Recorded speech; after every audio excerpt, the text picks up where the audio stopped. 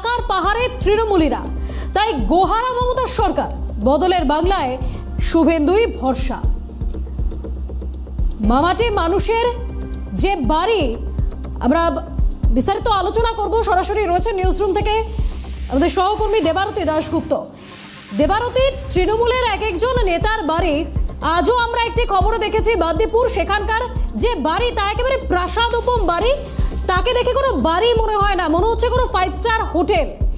তাছাড়াও অন্য যে নেতারা রয়েছেন তাদেরও যে বাড়িগুলো রয়েছে সেগুলো এক একটি প্রাসাদোপম। ফলত এই যে মা মাটি মানুষ কথাটা, সেটা টুইস্ট হয়ে কখনো টাকা মাটি মানুষ আসতেই পারে। সোশ্যাল মিডিয়াতে সরব হচ্ছেন একদিকে মমতা বন্দ্যোপাধ্যায় যে তাদের কাউন্সিলররা, তাদের দলের নেতারা ছেড়ে চলে যাচ্ছেন দল। অন্যদিকে এই যে তৃণমূলের নেতারা বিগত 15 বছর ধরে যা যা করেছেন সেই ছবি, সেই প্রমাণ তো আমরা চোখের সামনে দেখতে পাচ্ছি। বান্দিপুরের ছবি আজকে আমরা দেখেছি, এর আগেও এক তৃণমূল কাউন্সিলরের বাড়ি আমরা দেখেছি। বাড়ির মধ্যে ঝর্ণা থেকে শুরু করে বিভিন্ন পশু পাখিদের প্রতিকৃতি থেকে শুরু করে এখন যে ছবি উঠে আসছে, মাটির তলা থেকে 4 ব্যাগ উদ্ধার হয়েছে, 4টি ব্যাগ। তার পাশাপাশি আবার উদ্ধার হচ্ছে বস্তা, যা ভর্তি টাকা। সরাসরি রয়েছে না আমাদের নিউজরুম থেকে আমাদের সহকর্মী দেবারতী দাশগুপ্ত। দেবারতী, ক্ষমতাচ্যুত হয়েছেন মামাটি মানুষের তৃণমূল সুপ্রিমো মমতা বন্দ্যোপাধ্যায়, তিনি প্রশ্ন করছেন সামাজিক মাধ্যমে। তার পাশাপাশি আমরা যেটা দেখছি, এক একজন তৃণমূল নেতা তাদের প্রাসাদোপম বাড়ি, বিলাসবহুল গাড়ি, বস্তাকে বস্তা টাকা উদ্ধার হচ্ছে শুধুমাত্র মাটির তলা থেকে। তাহলে কি মা মাটি মানুষ নাকি টাকা মাটি মানুষ? একদমই তাই বৃষ্টি, যেটা তুমি বলছো সেটাই এখান থেকে শুরু করতে চাইবো আলোচনাটা। যে মা মাটি মানুষ, 3টে ময়ের ওপর মমতা বন্দ্যোপাধ্যায় জোর দিয়েছিলেন যখন থেকে উনি ক্ষমতায় এসেছেন। কিন্তু মুশকিল হলো, মায়েরা ওনার রাজত্বকালে, ওনার শাসনকালে মায়েরা কেঁদেছে।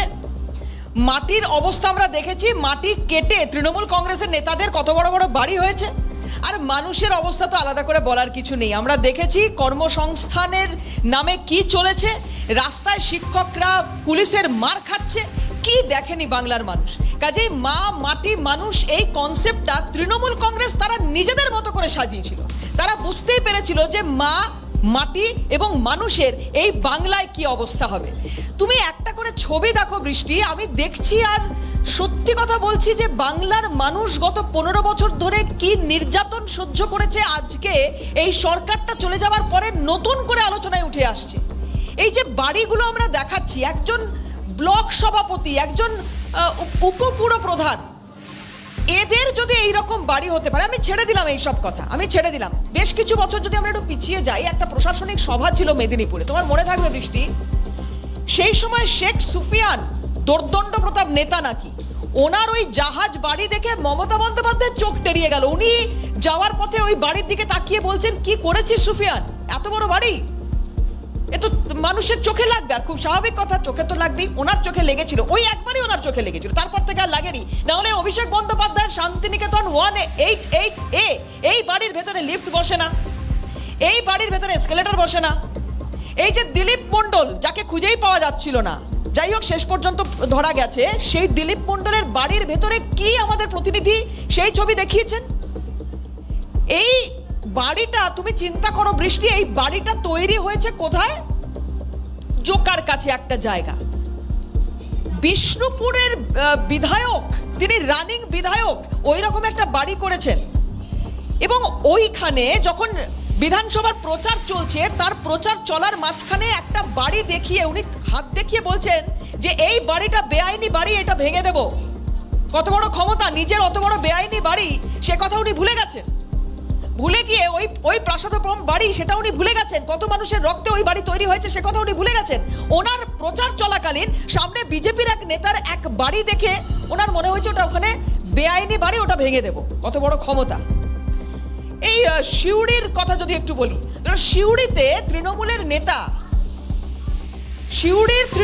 নেতা তার নিজের নামে স্টেডিয়াম করে ফেলেছেন, গর্ব করে কলার তুলে আমাদের প্রতিনিধিকে বলছেন, হ্যাঁ এখানে তো অনেকে খেলে গেছে, জাতীয় লেভেলে অনেকে খেলে গেছে। ফলকে মোটা মোটা করে লেখা রয়েছে অনুব্রত মণ্ডলের নাম। এই রকম হচ্ছে তৃণমূলের নেতাদের ছবি। তোমার মনে থাকবে হাওড়াতে তৃণমূলের এক নেতা, পুলিশ যখন তাকে খুঁজতে তার বাড়িতে যাচ্ছে, গিয়ে পুলিশের চক্ষু চড়ক গাছ, কারণ বাড়ির তলায় পাতালে তিনি একটি বাড়ি এমন সেট করে রেখেছেন, সে চোখ টেরিয়ে যাচ্ছে দেখে। এইগুলো হচ্ছে তৃণমূল কংগ্রেসের নেতাদের ছবি। আর আজকে আমরা যে কারণে এই খবরটা করছি, সেই ছবিটা আবার একটু ফুল স্ক্রিন দেখাবো। আমি আমার দর্শকদের বলবো, বাংলার মানুষকে বলবো, দেখুন এই ছবিটা, এই ছবিটা দেখুন।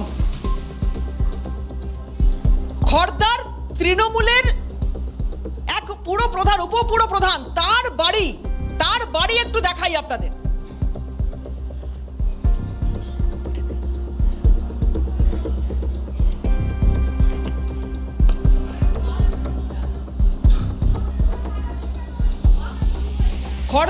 খড়দার ওই উপপুরো প্রধানের বাড়িটা একটু দেখাবো।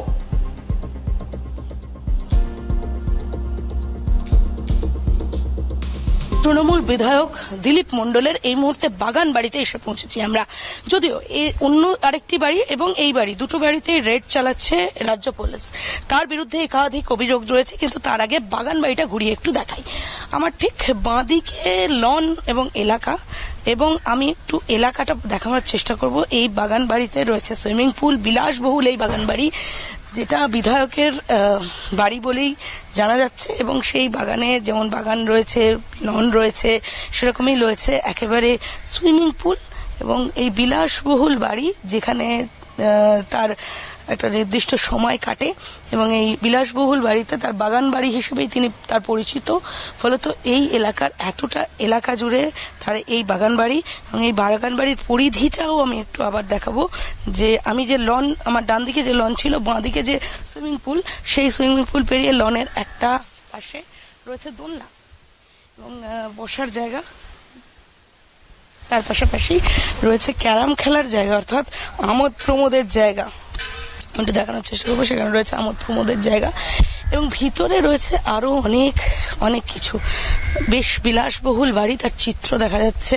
একেবারে একটা রিসর্টের মতো এই বাগান বাড়ি, যেটা শুধুমাত্র তার ব্যবহারের জন্য বা তার ঘনিষ্ঠ লোকেদের ব্যবহারের জন্য এইটা ব্যবহৃত হতো। এই বাগান বাড়ির পরিধি, এটা দেখে স্বাভাবিকভাবেই একজন বিধায়কের, বিষ্ণুপুরের একজন বিধায়ক, তিনি এই বিধায়ক এর আগের টার্মেও তিনি বিধায়ক ছিলেন, এখনো তিনি নবনির্বাচিত হয়েছেন। ফলত এই নির্বাচন হয়েছে সবে, কিন্তু তার আগে এই বাগান বাড়ির পরিধি যদি আমি একটু দেখাই, যে এই এতখানি লন, তার পাশে সুইমিং পুল, একেবারে বিলাসবহুল বাড়ি, এবং একটা বাড়ি রয়েছে, সেই বাড়ির সংলগ্ন এই এতটা জায়গা, এবং এই বিলাসবহুল বাড়ির পরিচয় পাওয়া যাচ্ছে। ফলত এটাও কোথা থেকে এলো এই আয়, বা এটা এর যে সোর্স অফ ইনকাম থেকে এটা আদৌ এই বাড়িটি যে টাকা খরচা করে করা হয়েছে, সেটা আদৌ তার আয়ের সংযত কিনা, সেটা খতিয়ে দেখা হচ্ছে। তবে তার আগে এই বাড়িটা আমি আরো একবার বলবো খতিয়ে দেখার জন্য, যে একেবারে লন এবং তার সঙ্গে পুকুর, বিভিন্ন জায়গায় সুইমিং পুল, এবং এমনকি দেখানোর চেষ্টা করব যে নানান রকম গাছ রয়েছে। একেবারে বিলাসবহুল একটা রিসর্টের মতো এই বাড়ির সঙ্গে লাগোয়াই সুইমিং পুল, বসার জায়গা, লন ইত্যাদি বিভিন্ন রকম। ফলত এখানেই বড় প্রশ্ন হচ্ছে যে দিলীপ মণ্ডলের এই সম্পত্তি আদতে কি তার আয় বহির্ভূত নাকি আয়ের অন্তর্ভুক্ত, এটা নিয়ে প্রশ্ন থেকেই যাচ্ছে। ক্যামেরায় সমীরণ হাওলাদারের সাথে অভিরূপা হাজরা, ক্যালকাটা নিউজ। অভিরূপা হাজরা যখন এখানে গেছে, মানে দিলীপ মণ্ডলের বাড়ি যখন ঘুরে দেখাচ্ছে, সেই সময় আমি পরে যখন অভিরূপার সঙ্গে কথা বলেছিলাম, অভিরূপা আমাকে আলাদাভাবে বলছে যে ওই বাড়ি যা দেখেছি, সত্যি কথা বলতে কি, কোথা দিয়ে ঢুকবো আর কোথা দিয়ে বেরোবো, আমার পুরো বাড়িটা কভার করতে অন্তত 40 মিনিট মতো সময় লেগেছে, যে কোথায় কি আছে সেটা দেখার জন্য। একজন বিধায়কের বাড়ির এই হচ্ছে ছবি। এই দিলীপ মণ্ডল, তার বিরুদ্ধে অভিযোগ রয়েছে যে তিনি বাড়িতে ময়ূর পুষতেন, বাড়িতে সুইমিং পুল ইত্যাদি ইত্যাদি। আমি এত বিশদে আর যাচ্ছি না, যেহেতু এই ঘটনা কিছুদিন আগে আমরা বিশদে দেখিয়েছিলাম। আমি আজকে যে ছবিটা একটু দেখানোর চেষ্টা করব, যে একজন উপপুর প্রধান খড়দার, তার বাড়ি দেখো, একটু যদি ফুল ফ্রেমে এই ছবিটা দেখানো সম্ভব হয়। খড়দার উপপুর প্রধান, তার বাড়ির ভেতরের ছবি। বৃষ্টি, তুমি, আমি, আমরা কেউ কল্পনা করতে পারি না যে এই রকম একটা বাড়ি একটা উপপুর প্রধানের হতে পারে। এটা সম্ভব কিভাবে? কি করে এই রকম একটি বাড়ি, যেটা মা মাটি মানুষের সরকার, যে মা মাটি মানুষের সরকার গত 15 বছর ধরে খেলায় টাকা দিল, মেলায় টাকা দিল, শিক্ষকদের চাকরি সেটা কেড়ে নিল, কর্মসংস্থান করলো না, শুধুমাত্র ভাতায় চললো, মেধা রাজ্য থেকে বেরিয়ে গেল, সেই সরকারের এক উপপুরপ্রধান, তার বাড়ির এই ছবি। এটা কোনোভাবে সম্ভব? মা মাটি মানুষের সরকার বলে আপনারা আসছেন ক্ষমতায়, মমতা বন্দ্যোপাধ্যায়ের মুখে প্রান্তিক মানুষের কথা, আজকে শুধুমাত্র সেটাকে রিডিকিউলাস ছাড়া আর কিচ্ছু বলা যায় না।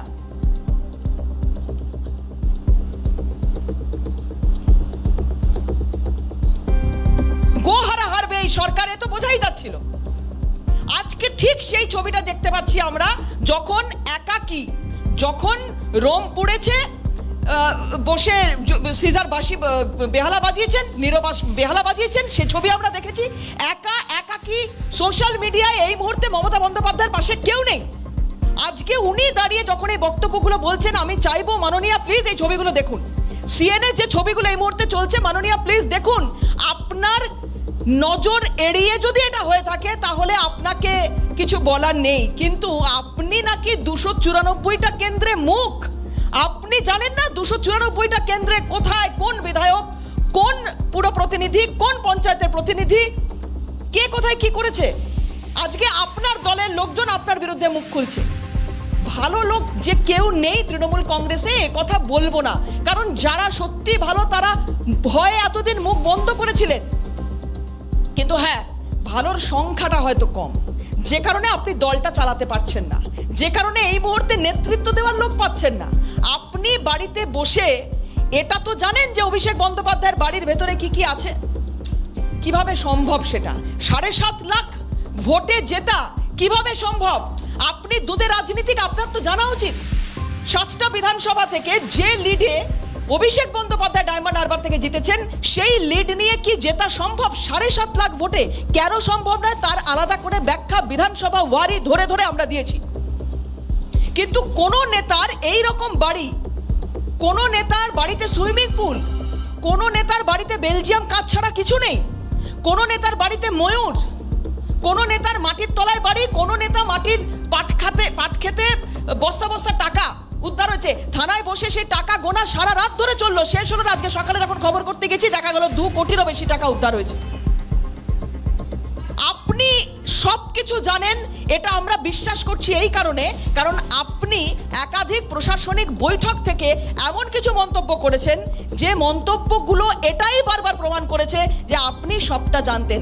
আপনি বসিয়ে দিয়েছেন, আপনি কথা বলতে দেননি, আপনি আপনার প্রশাসকদের কথা বলতে দেননি, আপনি আপনার আমলাদের কথা বলতে দেননি। যদি কেউ কোনো নেতা তার সমস্যা নিয়ে আপনাকে বলতে গিয়েছে, আপনি বলেছেন বসে পড়ুন, এত কিছু করা যাবে না, সব আমি করে দেবো। কে করবে মাননীয়া? আপনি ছাড়া কে করবে? আপনি যদি দলের দিকে নজর না দেন তাহলে এই ছবি হবে। বাড়িটার, আমি বৃষ্টি আবার বলবো, আরেকবার যদি একটু ফুল ফ্রেমে দেখানো সম্ভব হয়, বাড়িটা দেখো একবার, কত কোটি টাকার বাড়ি, একজন উপপুরপ্রধানের বাড়ির এটা ছবি, বাড়ির ভেতরের এটা ছবি। শান্তনু সিনহা বিশ্বাস একজন সামান্য পুলিশ কর্তা, তার 40টা ঘরের বাড়ি কান্দিতে। ইডির আধিকারিকরা গিয়েছেন, তাদের চক্ষু চড়ক গাছ। কিভাবে হয়? এত বড় পরিসরে বাড়ি, এত বিলাসবহুল গাড়ি। অভিষেক বন্দ্যোপাধ্যায় ভয় পাচ্ছেন, তার বাড়ির বাইরে বুলডোজার দাঁড়িয়ে আছে। কেন ভয় পাচ্ছেন? আপনার বাড়িকে নোটিশ দেওয়া হয়েছে, এক্ষুনি ভয় পাবেন না, এক্ষুনি ভাঙছে না। আপনি যদি প্রপার ডকুমেন্টস দিতে পারেন কেন ভাঙবে? আপনি ভয় পাচ্ছেন কেন? আপনি সময় চাইছেন, চান, কোনো অসুবিধা নেই, কিন্তু আপনার বাড়ির বাইরে যে বুলডোজারটা দাঁড়িয়ে আছে, সেই বুলডোজারটা আপনার বাড়িকে ক্ষতি করবে বলে দাঁড়িয়ে নেই, আপনি ভয় পাবেন না, তার অন্য কাজ আছে। কিন্তু আপনি এটা ভেবে নিচ্ছেন। ভাবাটা এই কারণে স্বাভাবিক, কারণ এই বুলডোজার দিয়ে বেআইনি নির্মাণগুলো ভাঙা হচ্ছে, আগামীতে হবেও। কসবা এলাকার খবর কিছুদিন আগে করছিলাম। জাভেদ খান বিরাট নেতা, তিনি তার ছেলে কি করেছেন কসবা এলাকায়, কত অবৈধ নির্মাণ, কত বেআইনি নির্মাণ করেছেন। এখন বুলডোজার দেখলেই বুকে বাঁদিকে হাত দিয়ে বসে পড়ছেন তৃণমূলের নেতারা। এত ভয় পাচ্ছেন তাহলে করেছেন কেন? বৃষ্টি, যে ছবিগুলো দেখছি, বাংলার মানুষের চোখের জলে তৈরি হয়েছে এই বাড়িগুলো। এই মুহূর্তে অমিতাভ কাঞ্জিলার রাজনৈতিক বিশ্লেষক আমাদের সঙ্গে রয়েছেন। অমিতাভদা, বাড়িগুলো দেখে চোখ টেরিয়ে যাচ্ছে দাদা। কি করেছে এরা মানুষের সাথে? খেলা মেলা, এত প্রকল্প, দুর্নীতি কি সাধে হয়েছে? কি করেছে এরা অমিতাভদা?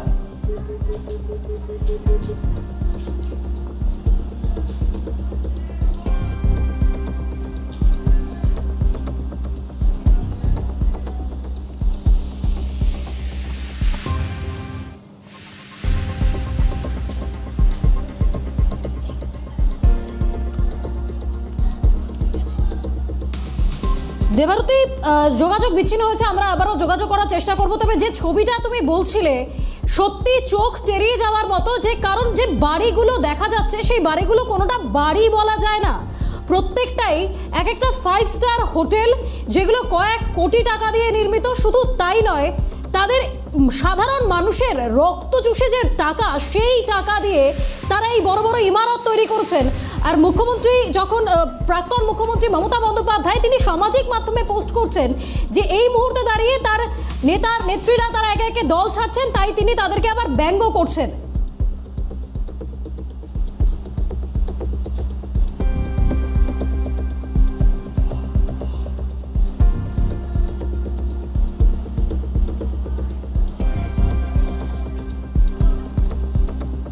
এই মুহূর্তে আমাদের সঙ্গে টেলিফোন লাইনে রয়েছেন অমিতাভ কাঞ্জিলাল, রাজনৈতিক বিশ্লেষক। দেবারতী, তোমার প্রশ্ন। অমিতাভদা, যে বিষয়টা আপনার সঙ্গে কথা বলছিলাম বা যেটা জানার চেষ্টা করছিলাম, যে এই যে বাড়িগুলো আমরা দেখছি, কারুর বাড়িতে ময়ূর, কারুর বাড়িতে এসকেলেটর, কারুর বাড়িতে লিফট, কারুর নামে স্টেডিয়াম, আর এই যে বাড়িটা এই মুহূর্তে দেখাচ্ছি, এটা উপপুরপ্রধান তৃণমূল কংগ্রেসের। দাদা, আমি জানি না যে কত মানুষের রক্ত, কত মানুষের জল এগুলোর পেছনে রয়েছে।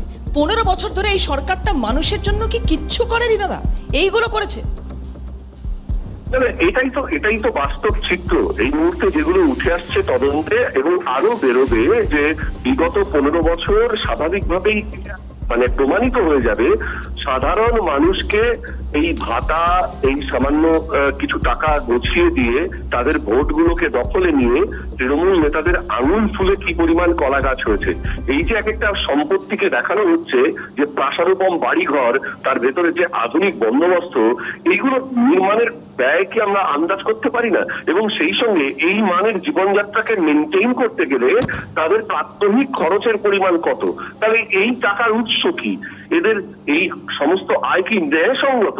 স্বাভাবিকভাবে যেটা দেখা যাচ্ছে যে এরা শুধু নিজেদের সম্পত্তি বাড়াননি, এর প্রয়োজনটা এসছে অন্য একটা জায়গা থেকে। প্রতিবার নির্বাচনে দাঁড়াতে গেলে ক্যামাক স্ট্রিটকে এদেরকে যে পরিমাণ অর্থ রাশি দিতে হতো, যেটা এখন বিক্ষুব্ধদের মুখ খুলে শুনছি, কারো কাছ থেকে 50 লাখ, কারো কাছ থেকে 1.5 কোটি, সাংসদ পদের জন্য এই দাম, বিধায়ক পদের জন্য এই দাম, অঞ্চল প্রধানের জন্য এই দাম, এই যে রেট চার্ট ঠিক করা ছিল, সেইগুলোর জন্য যে টাকা তাদেরকে দিতে হতো, সেই জনগণের টুটিটিতে আদায় করা টাকা, কারো আবাস যোজনার থেকে কাটমানি, কারো রেশন কার্ডের থেকে কাটমানি, তোর বিভিন্ন সরকারি প্রকল্প পাইয়ে দেওয়ার নামে কাটমানি। অর্থাৎ যত বেশি সরকারি প্রকল্প ঘোষিত হচ্ছে, তা আসলে তৃণমূলের নিচু তলার নেতাদের কামাই করবার দরজাগুলো খুলে দিয়েছে। সেই সমস্ত প্রকল্পের সুবিধা জনগণের কাছে পৌঁছক বা না পৌঁছক, তার সুবিধাটা সবচেয়ে বেশি পেয়েছে তৃণমূলের নেতারা, এবং তাদের সম্পত্তি কিভাবে অল্প সময়ের ভেতরে কতখানি বৃদ্ধি হয়েছে তার নমুনা এই সমস্ত। শাহজাহান একখানা তাজমহল রেখে গেছিলেন, কিন্তু মমতা বন্দ্যোপাধ্যায় যাওয়ার পর পশ্চিমবঙ্গ জুড়ে এই যে এত এত তাজমহল বেরোচ্ছে, এই এত এত বিরাট বিরাট অট্টালিকা প্রাসাদ বেরোচ্ছে, একে যদি একসঙ্গে নজরে আনা যায়, কে বলে পশ্চিমবঙ্গে এই মুহূর্তে আয়ের অভাব? কে বলে পশ্চিমবঙ্গে কর্মসংস্থানের অভাব ছিল? শুধু তৃণমূল করাটাই একটা সবচেয়ে বড় কর্মসংস্থান, সবচেয়ে বড় উপার্জন ছিল। তৃণমূল কংগ্রেস করেনি। যদি এই বাড়ি, এই গাড়ি, এই সম্পত্তি উপার্জন করা যায়, তাহলে কে আছে এদের লেখাপড়া করে নিজের পায়ে দাঁড়াতে চাইবে?